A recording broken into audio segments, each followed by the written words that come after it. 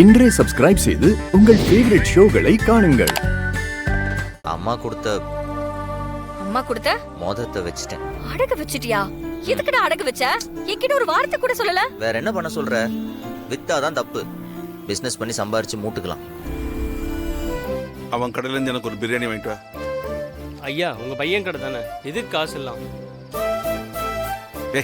சொன்னதை செய், போய் வாங்கிட்டு வா. அண்ணா, ஒரு பிரியாணி பார்சல். பார்சல் தான் சாப்பிடுவியா நீ? அப்படிலாம் இல்ல, கவர் கொடு. டைம் ஆயிடுச்சு, வீட்டுக்கு போய் சாப்பிடலாம். இந்தா. இந்தாங்கண்ணா. ஏய், நம்ம கடையில வேலை செஞ்சுட்டு நம்மளுக்கே காசு கொடுத்தா எப்படி? வச்சுக்க.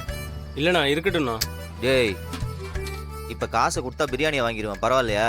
இருக்கட்டும்ண்ணா. போய் நல்லா சாப்பிடு போ, எக்ஸ்ட்ரா பீஸ் போட்டிருக்கேன். என்ன சொன்னான்? காசு வாங்கலைங்க ஐயா, பீஸ் வேற எக்ஸ்ட்ரா வச்சிருக்கதா சொன்னாரு. கடவுளே, வாழ்க்கையில் அவன் தனியா முதல் அடி எடுத்து வச்சிருக்கான். அவன் பெரிய ஆளா வரணும்.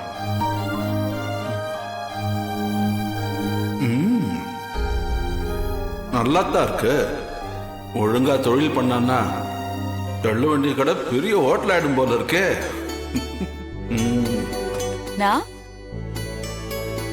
பிரியாணி, அதுவும் கதவெல்லாம் சாத்தி வச்சுட்டு சாப்பிட்டு இருக்க? வர வழியில ஒரு கடையில வாங்கிட்டு வந்தேன். ஓ, ஒரு கடையில வாங்கிட்டு வந்தியா இல்ல உன் புள்ள கடையில வாங்கிட்டு வந்தியா?